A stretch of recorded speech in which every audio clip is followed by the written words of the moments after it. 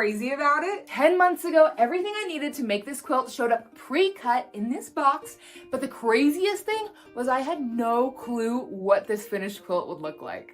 At cottoncuts.com, I got to choose my fabric colorway for the quilt. Then they sent me all of the pieces pre-cut. Then every month I would get a magical email that would give me the clues to make blocks for this quilt. Each clue took around an hour to put together, and then after 10 months, I finally got to see my finished quilt revealed. These puzzle mystery quilts are so much fun and highly addictive. I think it's safe to say that Cotton Cuts puzzle mystery quilts are my new obsession, and I can't wait for my next one to show up.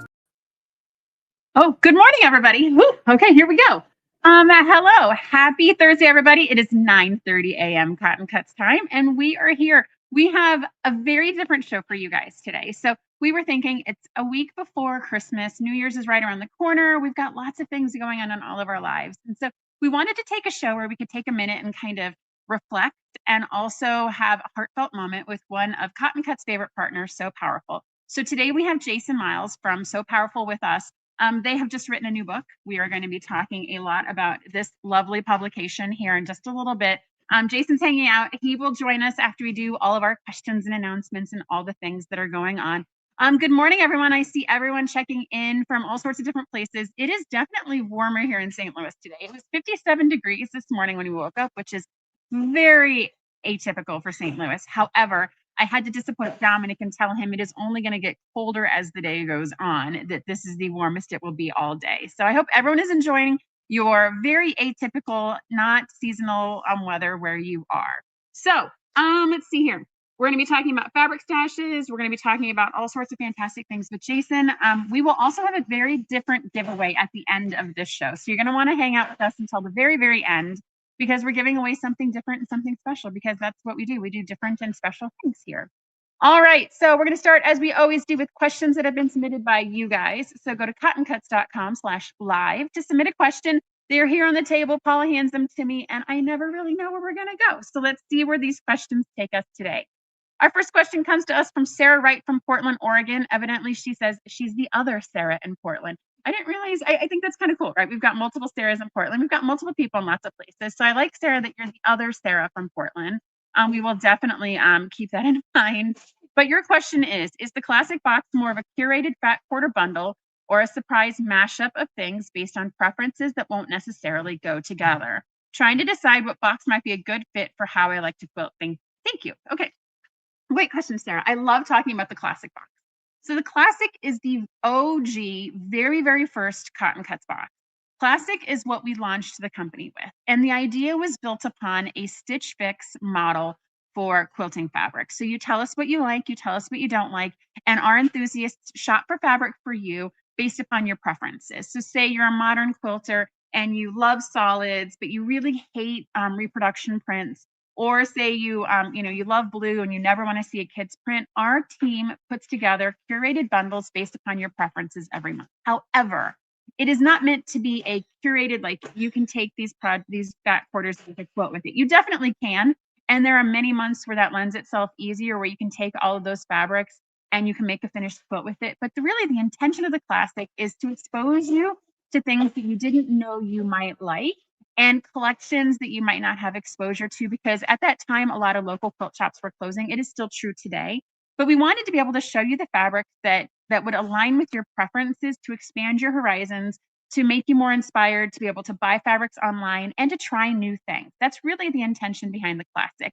And so one of my happiest moments is if I see someone who's like a die-hard tulip pink, like very, very modern, bright quilter, and then I'm able to kind of slip in a reproduction fat quarter in that, and they can't tell that it's reproduction because nobody's told them it's reproduction, but it looks really good with their fabric preferences. Those are happy moments for me, because once we break out of these stereotypes and we actually just put the beautiful fabrics together, they can be used in so many different ways. And so that is definitely what the classic box is. If you find that you want fabrics that are coordinated and meant to work together, then the Java might be a better option. Those are coordinated batiks that are meant to work together in a singular project, as well as the modern maker box, which is full yard cuts of fabric, all from the same collection, that are meant to work together in a 3 yard project. All right, good morning, everybody. I sent an email about a kit that I'm not sure what it is. Okay, Darcy, that is definitely something Carrie's going to take care of for you. We are in a Like, because of the holidays, because of the sales, because of everything that's going on, we are in peak super busy mode right now. And so Carrie is working on it. She will definitely get you sorted. I guarantee it. All right, Sarah from Portland, the other Sarah. Thank you so much for this question. I love talking about the classic. We're going to have some exciting updates about the classic after the first of the year. So definitely stay tuned, watch the channel, we'll communicate, and we'll send tons of emails about it. All right, so our next question comes to us from Linda Martinez from Tucson, Arizona. So Linda asks, I've been quilting for over 30 years, and I have fabric I bought decades ago that I just can't seem to use. Some of it feels too precious, and some of it just doesn't fit my style anymore.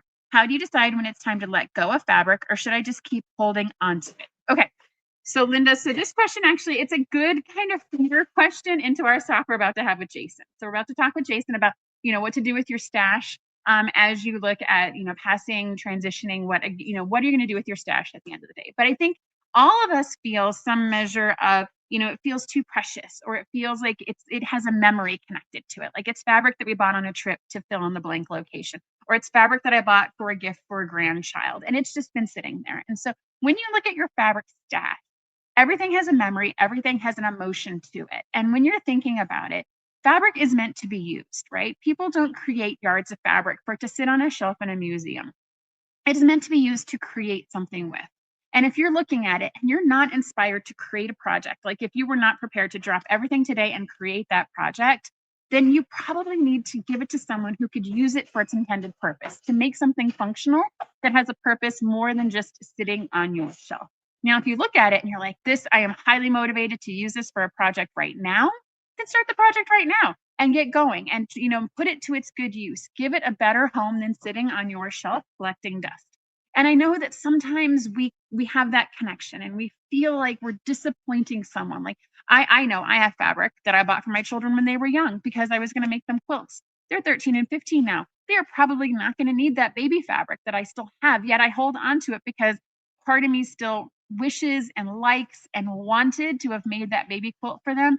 But in actuality, it's probably better gifted to someone who has a child, who has a grandchild coming, who has a child coming that could actually make it, put it to better use than just me holding on to the memory associated with what I would have done with it when I first bought it. And so I feel like we have that emotional connection to our stash. Again, we're going to talk about this a lot more with Jason shortly. But, it's really just, and sometimes I know we have that super valuable like tuliping fabric that we love and we paid a lot of money for it. And we just want to pet and we just want to love. And if that fills you, if that gives you joy, is just knowing it's there, petting it and loving on it, that's fantastic. We're going to be in January doing a show on how to use big print fabrics, because this is one of these things. I think when we buy the Alexander Henry, the Tula Pinks, some of the big graphic fabrics, we get stuck in not knowing what to do with it. And we get stuck thinking like a traditional print, we have to use every single bit of it. And so we're going to do an entire show about large block quilts, so you can use some of that fabric that you don't know what to do with and you're stuck with, because we want to make sure that you stay inspired and that you continue to make these projects. All right. So Linda, fantastic. That is a fantastic question. Thank you so much for sharing it. It's actually a good kind of tee up for what we're going to talk about. But don't forget, fabric is a tool. It's meant to be used. So make sure you use it and make sure you're putting it to its intended purpose. Okay. So if you have a question for us next week, go to cottoncuts.com/live, submit your questions. I'm going to talk about the logistics part. So we are actually taking the next 3 weeks off of a live show. Now, with that said, questions, anything that you submit as a question, we're going to put into the first show after the first of the year on the 15th. But next week is Christmas Day. The week after is New Year's Day. And then the week after is my annual retreat I go on every year. And I always have to miss that show. Just the way the timing works out, they are back to back to back. So Dominic and I are going to be filming shows over his Christmas break. So over his holiday break. His last day of school is tomorrow. We were actually talking about brainstorming topics just this morning at breakfast. So we're going to have 2 fresh shows for you between there. So, and then we'll do one that's a greatest hit and we'll do a replay. But we're going to have some fun. If you submit those questions, I'll probably ask Dominic. So if you have a question for Dominic, please go to cottoncuts.com/live to submit it and we'll answer those questions for you. I think these are going to be fun, entertaining, and educational shows. I also did mention the idea of filming another video where we have ChatGPT design a quilt block for us in our continuing series on that, and see if ChatGPT is getting better at quilt design, because the first 2 times were pretty epic fails. So we'll see if it is getting better as time goes on. All right.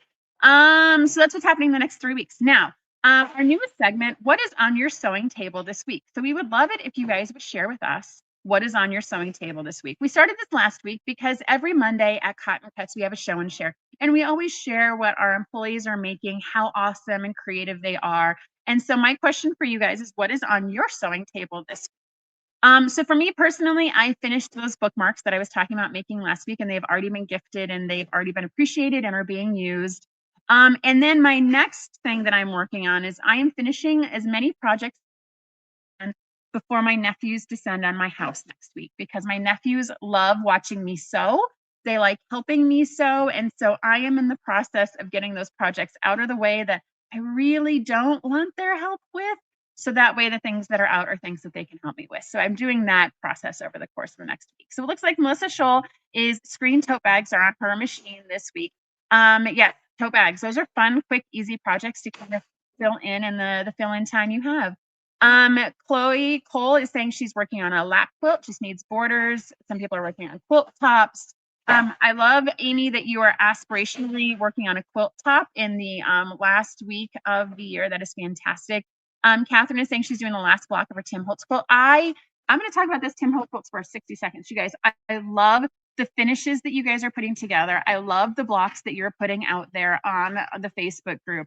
It is, you guys are doing such a fantastic job. That came together like so much better than any of our visions, layouts, and plans that we had for it. And I love that you guys loved it. I love that you embraced it and made it your own. And I love seeing the finished projects coming together.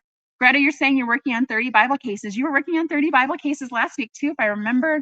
Pam Putt is finishing her PMQ quote. I like all these fantastic projects for you guys this week. It's all fantastic work. All right, so let's talk about what's going on in the shop. So our team, as I've been saying for the past several weeks, has been working ahead. So we have a bunch of cool things packaged up. We have a bunch of cool things that are ribboned up. We have things that are ready to go, because we are, as of this week, like fire hydrant to the chest, doing everything Field of Dreamers. So Field of Dreamers is coming off the bolt. It is actively being ironed, folded, and die cut. Our team is about to die cut over 1 million parts and pieces over the next 6 weeks, so we can have these kit and shipped to you by February 6th. That's 1 million pieces, you guys. That's triangles and squares and strips and borders and binding and all of the things. And so we start that now. We cannot wait until January, middle of January, to start that. So we're starting that now. We also do have a lot of our high school and college kids are going to come back over the next 2 weeks. They are home, and they're going to be helping us out as well to make sure that we get all of these projects out to you as quickly as we possibly can. So we are all Field of Dreamers all the time in here, and it is fun and it's great, and we love doing all of these things because it gets to make those fantastic projects like we saw in the intro, where we send you the die cut and all of a sudden you have a beautiful quilt, so you get it finished. All right. So last week on Friday, we had a YouTube live sale, and we had some slight technical difficulties. And so, as those of you that joined us know, we had some audio problems when we joined. We tried multiple computers, we tried multiple cameras, we tried multiple headphones, we tried a lot of different things, and we could not get the audio to work.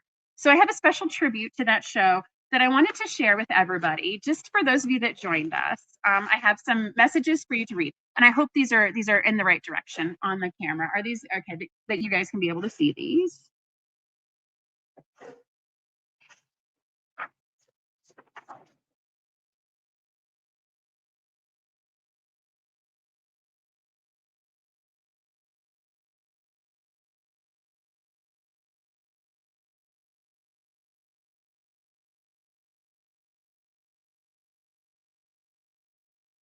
All right, so it is so much easier to do that when they are typed up and we actually have a plan and we can actually hold them to the camera and communicate with you guys. But you guys were fantastic. Thank you guys so much for hanging with us the whole show.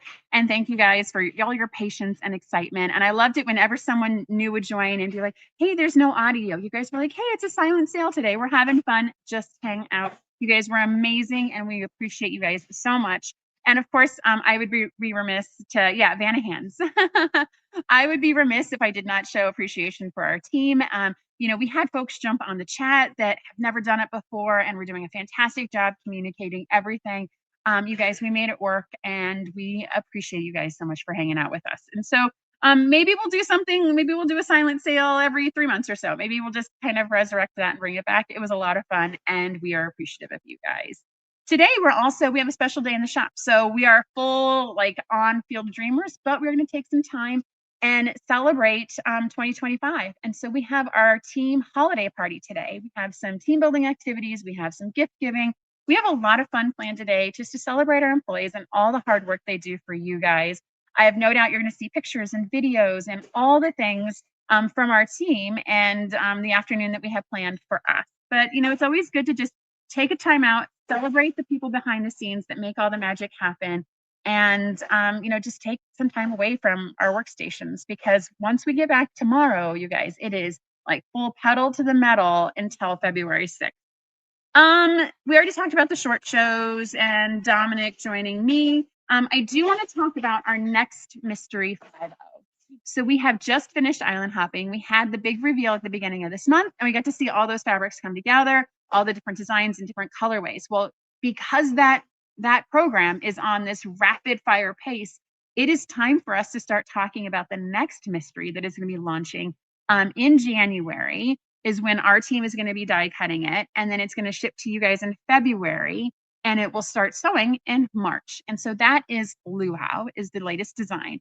Our team has finalized all of our so did you have to write everything backwards so we could read it? So no, actually, for some reason on YouTube, I didn't have to write it backwards. You guys were able to read it. But I was telling some friends, in a day where we have computers and everything is a text message or a chat, how is your penmanship and spelling holding up? Because I was having to write out everything. And so thankfully, I didn't make too many mistakes. And like I said, you guys were very nice about it. But penmanship and spelling is something that is definitely going to become a lost art over time.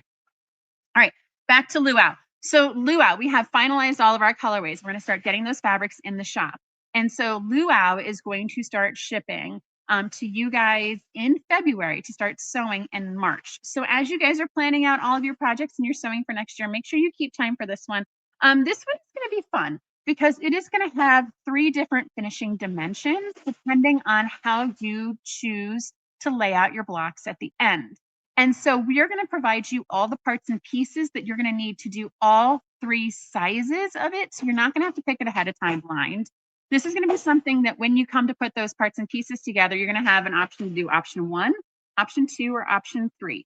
And you'll have extra parts and pieces, and that'll be fine. But it's going to be something that's a little bit different this time. This design, I really like. It has some new shapes in it. It is a very different design than what we've seen from our Mystery 5-0 partners. And I'm actually pretty proud of the colorways we put together on this, you guys. They're very different than anything we're seeing in Field of Dreamers, and they're very different in anything that we've used in the previous Mystery 5-0s. So definitely stay tuned. I know we're going to start a lot more about this in January, but like I said, the next 3 weeks we're taking it's not going to be a live show, so I won't be able to talk about it again until January 15th, in which case we're going to talk a lot about it. All right, I also do want to talk about Field of Dreamers. Those colorways are selling out. Night Glow finally sold out. I should have good news for everybody today or tomorrow on a restock on Night Glow. Night Glow is the Tula Pink gray work, which everyone loves and has completely shot to the front of the pack. I should have some good news today. You're hearing it here first. If you are a Golden Hour or Dreamscape and you're on the fence about either one of those, either Golden Hour or Dreamscape, you are going to want to get to the website. Paul has put it up, cottoncuts.com/get-started. You want to get there as quickly as possible. I'm just giving you early indicator. Those might not be lasting very long. Lonnie Drahos is asking, can anyone start Mystery 5-0 at any time? Yes, absolutely. So you can have, so we've done Aloha, we've done Island Hopping, and we're about to do Luau. So you don't have to do all 3. You can do Luau without doing Aloha and Island Hopping. You can do Island Hopping and skip Luau and come back for the next one. There are 3 quilts a year. You can pop in and out as you like.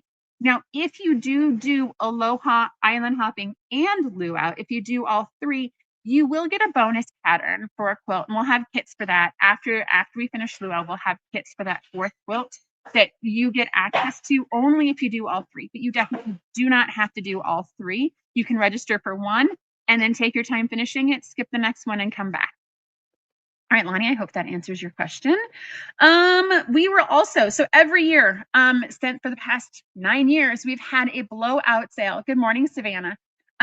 We've had a blowout sale December 26th through the 31st. We always, between Christmas and New Year's, have a blowout sale. And so for this one, we're partnering with Fab Shop Pop, which I know a lot of you have found us through Fab Shop Pop. We love this organization. It's fantastic. And so you are definitely going to want to check this out. You're going to see it on email and social media. And we're doing something extra, right? So we've got our basic kind of, hey, look at all this really cool stuff that you guys can get to start your new year off, right? But we're also going to be hosting what's called a Dutch auction. And so every day for all 5 of those days, I think it's 6 days, every day for all 6 of those days, we're going to be posting a whole new batch of 5-yard cuts. So 5 continuous cuts of fabric, and it'll be listed for $50 on day 1. And then if there's any inventory left, it's going to drop to $45 on day 2. And if there's any inventory left, it's going to drop to $40 on day 3. We're going to be dropping new batches every day. And so you're going to want to check back because there might be something left over from yesterday that's price dropped. And there will definitely be new stuff today that might, so you're going to have to kind of play a game. Do you want to buy it today or take the risk it's still available tomorrow? It is going to be a lot of fun. We have a ton of fabric from Tula Pink, from Juicy Juice, from Allison Glass. We have some batiks. We're going to have a batik day. We have a Moda day. We have a Riley Blake day. So those are our days. Those are our themes. And so you guys are going to see lots of fantastic designer fabrics out there that you are going to want to jump on. And that's a fantastic way to get a quick back for a quilt that you're going to pull out of your stash and make. We were also going to be ending that week on January 2nd with a YouTube live sale. And so it's going to be something different than what we've done during the blowout. So we're just going to keep going because that's kind of what we do. So on January 2nd, we're going to have a bonus YouTube live sale. I'm hoping we don't have to do this again. But if we do, we know what we're doing now, so we can easily pop into that mode. No problem at all. All right. So that is everything that is happening in the shop now, and a partridge in a pear tree. Okay.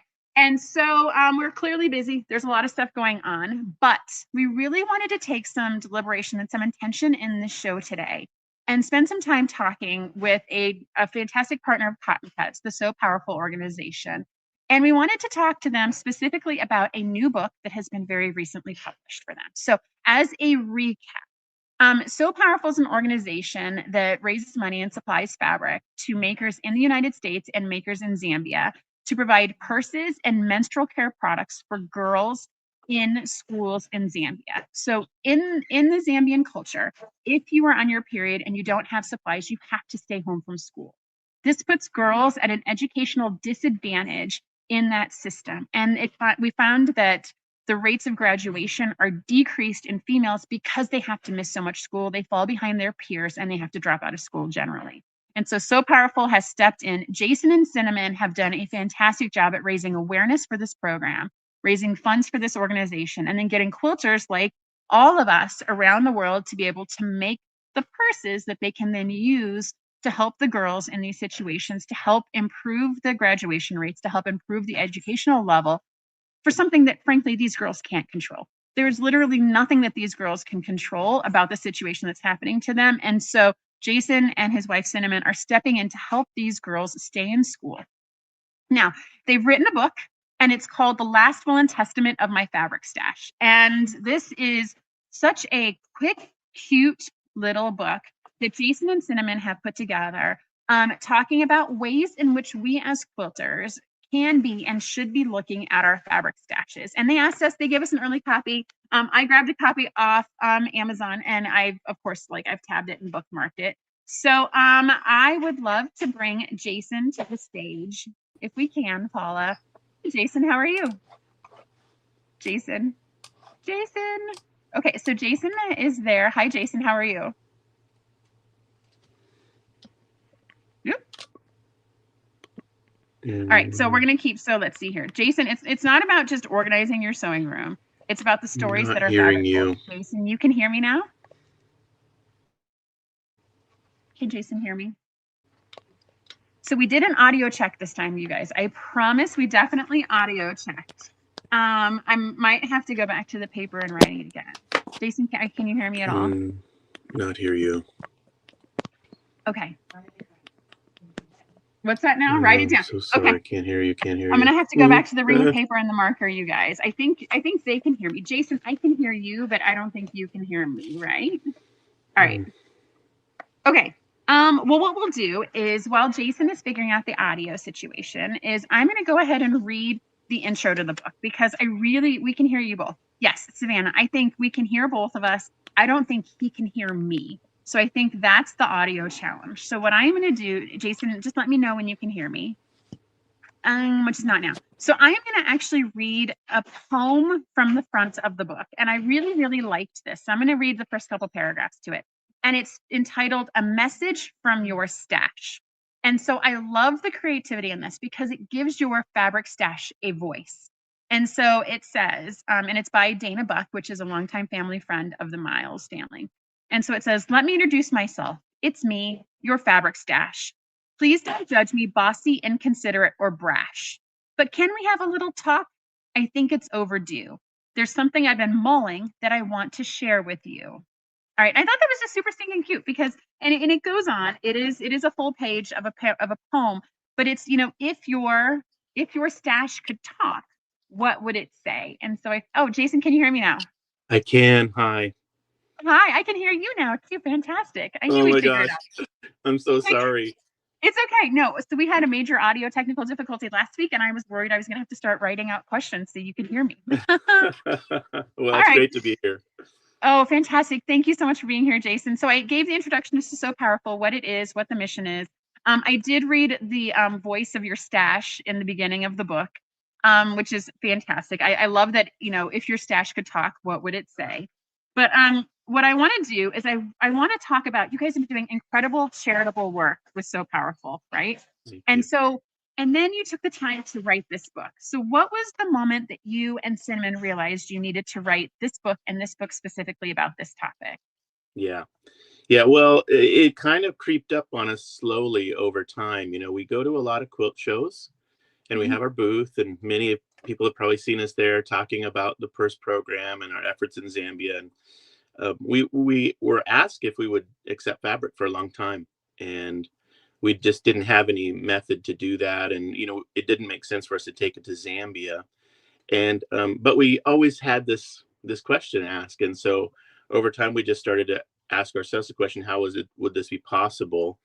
And when we moved into our space here in Yuba City, because it was 3 years ago now, it gave us a little bit of retail, front space, and it really unlocked the opportunity for us to say, well, you know, we could actually accept donations of fabric and then resell them to use for our program, a thrift store model, basically. And we had the idea, and then one day, a local quilter met us at the local fairgrounds quilt show in Yuba City, and she said, "I thought you guys were from Seattle." And we said, "Well, we moved down to Northern California." And she was like, "No way." So she came in and she said, "It's always been my dream to have a quilt shop, but like for charity, like a thrift shop." And we were like, "No way, Bonnie, that's like when people keep asking us." And so it was really her dream and our space, and then this generous offer from quilters that kind of came together. And so we put together the pieces of it, and then it just started to unlock, and the conversations turned really, really, sincere and real and specific. That we have, stories that we took out of the book actually about some specific cases where sort of sad stories. The pre-readers of the book said these stories are too sad, Oh, so they're not helpful. But anyway, that's sort of the origin of this, and the book has been really just um, a joy to put out there, and it really feels like it's serving a purpose. And we're excited to share more about it. Yeah. yeah, fantastic. So fast forward to today, right? So this was 3 years ago, and you Yeah. had this idea and vision. So tell us what the actual store is today. What is it? How does it function? Yeah, we have our offices are in Yuba City, and most of the work there is to process the purses that we receive and get them ready for Zambia. But we have a front area that's retail. It's about 800 square feet, probably. So Mhm. nothing huge. And we accept donations there. People walk in. We're there Wednesday, Thursday, Friday from 10 to 2 for local shoppers. And so that's sort of the hub. for the acceptance of donations of fabric. And then we also take items to a lot of the quilt shows around the country. We'll be at Road to California here in a few weeks, I guess, Right. next month. Exactly. Yeah. And then we've also started selling on Whatnot. So we have our own Whatnot show. Cinnamon and Megan and Bonnie and our team all, do a fun show. And basically what we're doing is, letting people know we're accepting fabric for donation for thrift purposes. We then resell it and it funds our program work in Zambia. And so that feels really good to people. And of course, it gives them a chance to shop. And, while they drop something off, they also pick something else up, which is super awesome. The stash level stays even, right? We give a little bit away and then we add a little bit more. Everything, yeah, it's just right together. Yeah. Totally. Yeah. All right. So I love that, you phrase the title of this book very specifically, Last Will and Testament of My Fabric Stash. And so as quilters, right, we build stashes over time. Yeah. Why do you think, and it gets to the first question we had in the show, why do you think fabric stashes carry so much emotional weight and connection for quilters? Yeah. No, that's a great question. I'm not a quilter, so I'm just an outside observer, but my wife and my daughters are, really into sewing and quilting and all things fabric. And then we talk to a lot of people. I think what I would describe is when I see shoppers in our booth or in our store or on Whatnot identify a fabric piece, they're always thinking, I think they're always thinking in terms of projects, and many times projects for people. So it's really an accumulation of dreams and hopes and ideas for these, upcoming gifts that will be, a blessing to people. So I think it starts with that. It's like grist for the mill in terms of what you want to put together for a future, idea or dream, and it's really special that way. I mean, each piece of fabric can have just that unique little, idea for a future thing that you want to do for someone or for yourself. And I think that's what it comes down to, is it's kind of a visionary process, isn't it? Yeah, I like that. Quilters as visionaries, right? Quilters are buying for future hopes and dreams because they see potential in something better, bigger than what it is now, right? That's the definition of visionary. That's an entrepreneur, right? You have something Totally. today and you're going to improve it and make it better for the future. And I feel like we carry a lot of that weight in our stashes too, right? Because we know it has potential and we know what we're capable of doing with it. Totally. Yeah, I think that's it. Yeah. Yeah. So, you mentioned that there were a lot of stories that inspired this book for you, right? Yeah. And Yeah. so, can you share one of the stories that most deeply impacted you while you were writing and researching this? Yeah. There were really. Oh, can I do two? Yeah, Two quick great. ones? It's your stage, Jason. Go right ahead. Yeah. There was just a saintly community member for us, who made purses and was a really active part of our Facebook group. She went to Zambia with us, and I think one of the most favorite pictures I've ever taken in Zambia was with her. Her name's Shirley, and she passed, and we were all just super devastated. She had been a volunteer at quilt shows, and she was like family, and she got cancer, pretty rapid passing, and so our team and kind of the people who were local to her and her husband just tried to reach out, but we kind of didn't know what her legacy would be beyond that, and some of the fabric that she had used for purses, one of our team members just was in connection to her husband, and he honestly didn't know what to do, and he was like frozen. He was like locked up, and he doesn't. I don't think he wanted to deal with it. And then and that's been 4 years. The circumstance has not changed. All her stuff is still in her sewing room, and he just didn't know what to do, and we didn't really know how to help him. And so that's like not a happy story. In a way, I mean, it's just a story of her life. It's a real story, and she was just an incredible blessing. But there her stash sits, and her machines and everything. And so we'll see. Maybe it'll change, and our community's tried to, just be helpful to them. We're not trying to, it's just about helping them. Right. Right. So that was one story. And then the other story is more recent, just in the last year and a half. We had a wonderful volunteer here in Yuba City who would come and help us pack up purses. She would bring the purses she would make, and her husband would come with her, and just really, really fun, Thursday morning volunteers. And she passed, from a stroke rather quickly. And her daughter contacted us and let us know. We didn't even know. And then her daughter reached out, and she was quite close to my mom. And so we were really, just crushed by that. But her daughter came out from Texas and asked us to come down and help deal with the stash, and in essence, kind of take stuff. And so we literally went and knocked on the front door and, visited with the daughter and the family.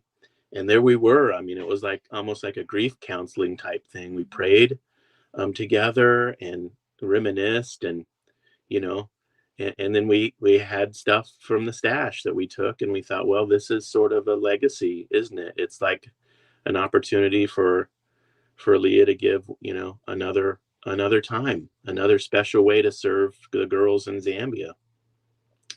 So we took those stories out of the book because, candidly, our pre-reader said they're so sad that you don't need to say stuff like that. Just, but those are some of the stories that prompted us to say, what's the long-term, situation with all of this amazing fabric. And some of it's ordinary and okay, but some of it's super special and, special to you as a quilter. And most of the time we hear people say, my kids won't even know what to do with this, or I know my kids are going to just dump this at Goodwill, or, we hear those comments really quite frequently. So it felt like there was a need for this topic to come up and for us to address it in somewhat of a positive way and encourage people that they can make a difference, Right. And I like that. So there's a couple things. I like that you use the word legacy when you were describing this, right? That your stash can be used as a legacy that'll live longer than you, right? In both of your stories, right? The stash can be a legacy that lives longer. And your final statement, people don't know what to do with a stash because they know that to the quilter in their life, it had a high amount of meaning. They know that it means that it's an expensive collection. It's almost an art collection. Right. At some point, and they don't know what to do with it. And so I like the idea that in this book, you're encouraging quilters to think proactively about that legacy, right? They've made the investment in their stash, in their craft room, and everything that's in there. And, how do you want that legacy to be distributed if something should happen to you? And I think that, there is always that burden. We always think when someone passes, it's all financial, it's all houses, it's cars. But there is this element too. And I think as long as you're communicating with your children, with your spouse, what you want to happen, it won't be 4 years of sitting there like a museum, that it can actually become a lasting legacy that'll go further than you. And so you're not necessarily putting it off, but by following this and following the templates and the descriptions that you guys have in here, you're making it easier for those that you love versus harder. Yeah, I think that's right. I mean, this is really almost like a tool. And honestly, if you just had this book on your stash and you passed away, it might be enough indicator for your, loved ones to say, oh, this must have been top of mind, or, that kind of thing. And obviously many quilters have their guild that they might be a part of. And that's very common for us to talk to guilds, and they say, oh yeah, we've got, the stash from, one of our members who's passed. That kind of thing's always happening. And there's obviously other charities, Project Linus and Quilts of Valor and many others that are, in need of fabric all the time. And that's super awesome. The book obviously explains how to donate fabric to So Powerful. But yeah, I would say this is like a tool. There is something in it called a codicil. I'm not an attorney. This is not legal advice. But what we understand is that's like a one-page memo that you can just sign and have notarized, and it's an attachment, if you will, to your will that just gives a direction, like, hey, do this, And so there's a template for that in the book. but we always encourage people to talk to their, estate planning person or lawyer or whatever. But I think the main thing is the heart of this, like giving your family members just a hint or a clue, like, Right. do this if and when necessary, or when necessary. I think is the intent of this book, Right. just to help people with that. Because it is a traumatic part of life for this, and this is one less thing for everybody to worry about. And having that conversation earlier, I know there was a longtime member of our guild, right? And so she passed, and her children had already known that she wanted her stash to be donated to a local organization here, and she wanted to have a sewing day where it was converted into menstrual products for women and donated here to St. Louis. And so Nice. now it's an Yeah. official day, and every year there's always in her honor, we're going to gather together and we're all going to sew together, right? Again, it's legacy, right? It's that having a bigger impact past just the yardage of your fabric that weighs on you, on the promises that you've made to it. Totally. Okay. That's good. Yeah, that's a great example. Yeah. Yeah. Yes. Okay. So right. So the real heart of the book is that making sure that your fabric stash is donated with intention, and that it's meant to be turned into this legacy. And so what happens what happens on your side as you receive this, right? Mhm. So what happens to you, and how does that impact last longer? Yeah, sure. No, that's a great question. So just, the pragmatic parts of this, the book explains how to get fabric to us. We use a resource called Give Back Box. It's a charity discounting shipping method. So you can get a label on our website for $20 up to 70 pounds. So you can ship to us. And then what we do is our volunteers sort what comes in, and we figure out what the ideal use of it is. Again, all of it's received and then resold. That's our intention, unless it's like soiled or something that is like just not usable. But most of the stuff we get is actually amazing.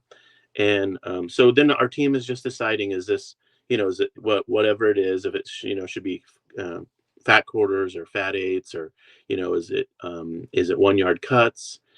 Is it great for a kit, kits or something like that? And so then they'll decide whether it's going to be on the floor in our shop or in at the quilt shows, like Road, or is it going to be, on the Whatnot show? And in essence, our program is very straightforward. Every $10 that we get in our program supports one girl with the menstrual health supplies, the purse program.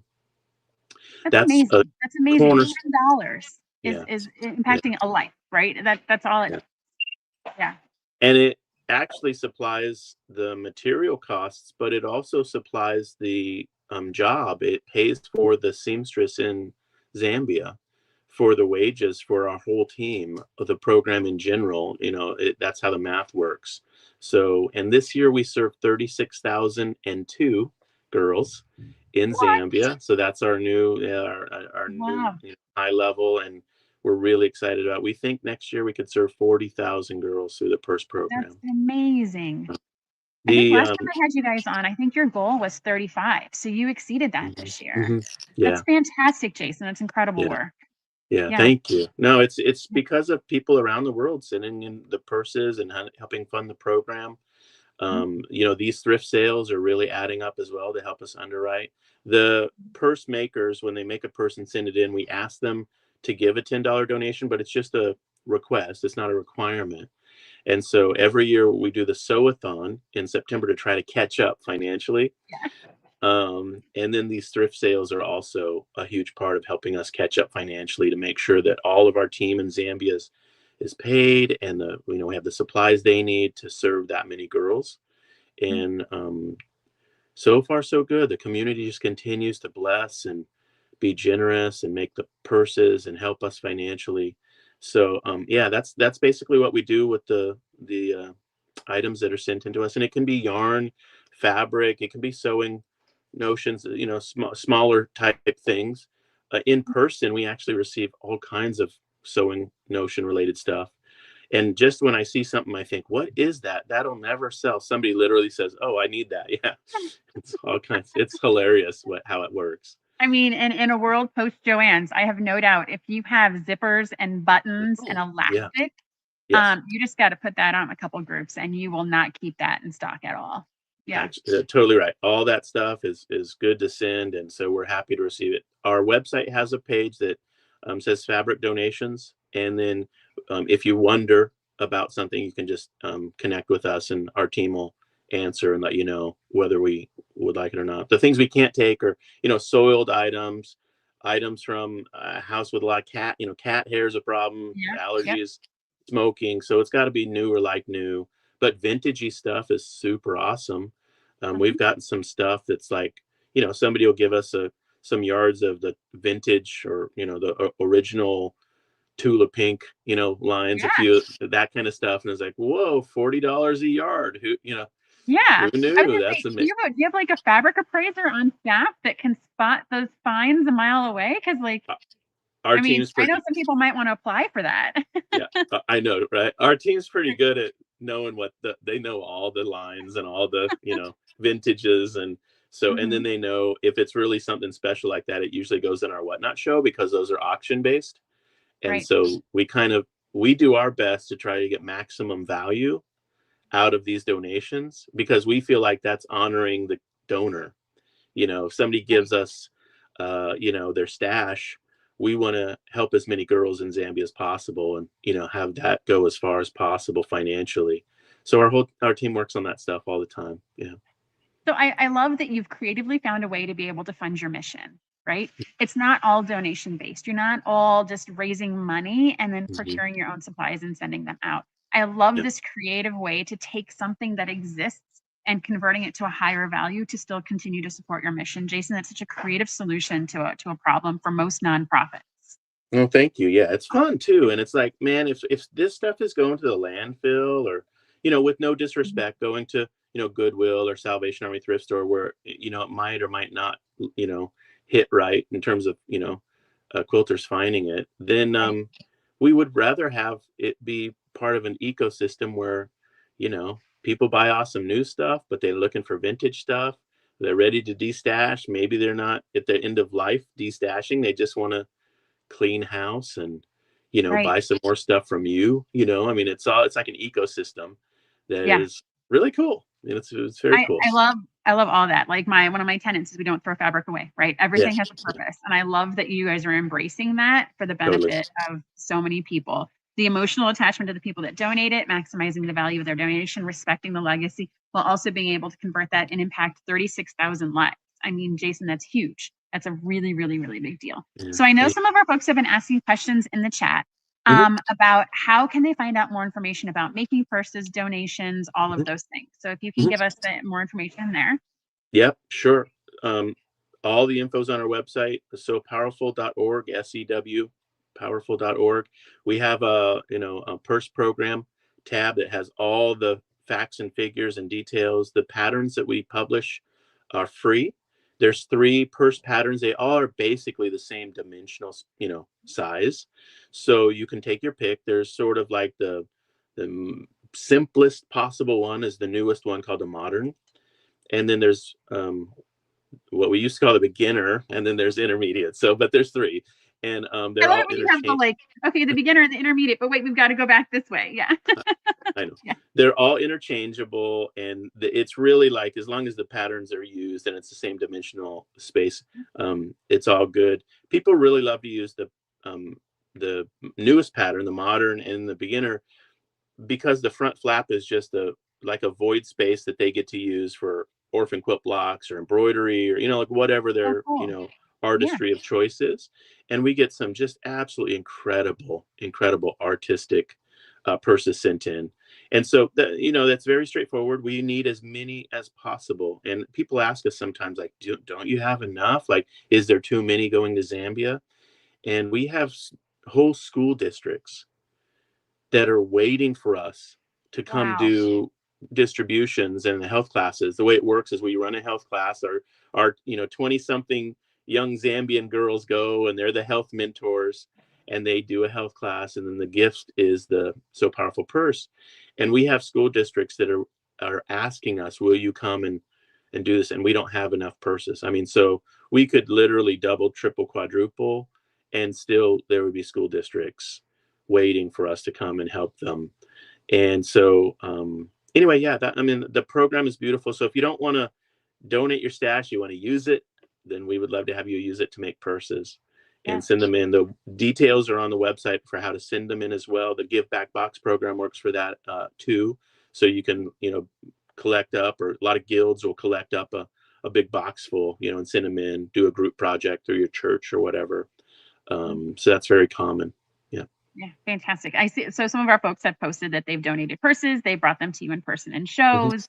Yeah. Deb Dean is saying she's learned that there's no snaps or closures because you guys evidently stuffed these bags as full as possible. And so there's no snaps or closures on the bags. Yeah, that's right. So there's no hardware, no D-ring or anything like that. So it's constructed with just the fabric. And the part of the reason is that it's important to know that is because there's a 52-inch strap.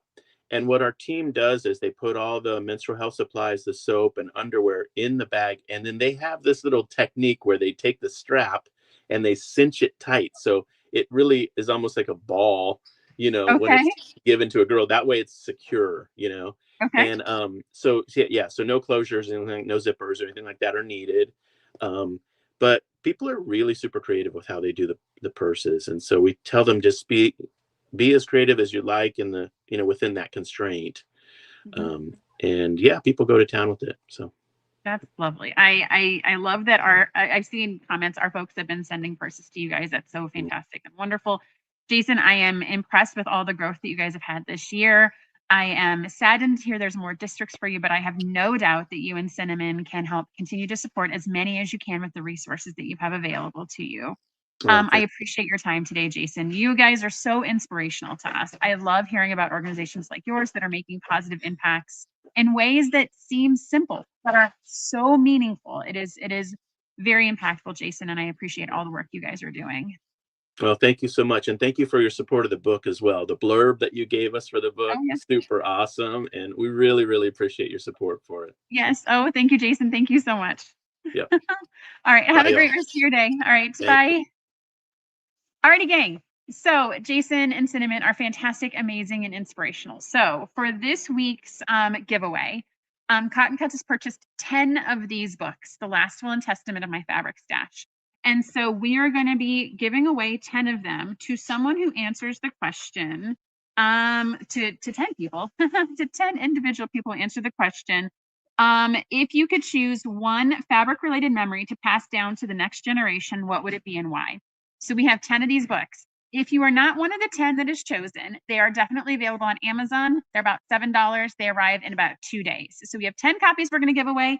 Just answer the question. If you could choose one fabric related memory to pass down to the next generation, what would it be and why? I think for me, like my kids know, I feel like I've already instilled in them the Tula Pink is the super impactful fabric and the super valuable fabric, and the stuff in my stash that is super valuable, but I don't know if I necessarily have a fabric related memory to pass down to the next generation. I feel like there's lessons and there's things to be learned. Yeah, I feel like, this is something I want you guys to hear. What is one thing that you would pass down to the next generation? I feel like this is a super heartfelt and meaningful question for a super heartfelt and meaningful show. Jason and Cinnamon are fantastic. They're inspirational. They're doing awesome stuff. Those are the people I like to surround myself with because they keep me going. And so, yeah, if there's a quilting related, fabric related memory to pass down, what would it be? We'll pick 10 people to get a lovely book from the amazing team at So Powerful. You can also learn way more about them at sopowerful.org, learn about the patterns, the purses, and all the donations. All right, so three quick things before we sign up. So PMQ signups, get those colorways before they are gone. Don't forget our blowout sale with the live the week of the 26th through the 2nd. And don't forget, Dominic is going to be joining me. So if you have any comments, questions, or suggestions for Dominic in these shows that he's going to be with me, please submit those at cottoncuts.com/live. He loves hearing from you guys. He's entertaining. He's engaging. It'll be a ton of fun. Even though not live, we're still going to have a great time. All right, everybody, have a fantastic holiday season. Have a happy new year, and we will see you again live on January 2nd and January 15th. All right, happy sewing, everyone, and bye now.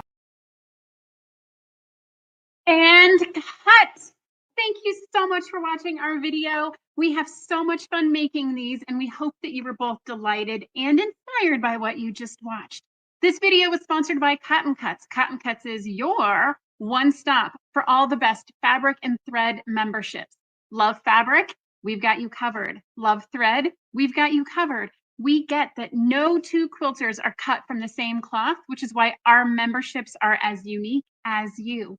We also have the largest block of the month in the world. Over 4,000 detectives solve our puzzle mystery quilts every year, and you can join them. Simply go to cottoncuts.com to learn more about all the awesome and fun things that we're doing. And don't forget to hit like and subscribe to make sure you get all of our new fresh content every time it comes out. Thank you so much. Happy sewing enthusiasts, and we will see you soon. Bye now.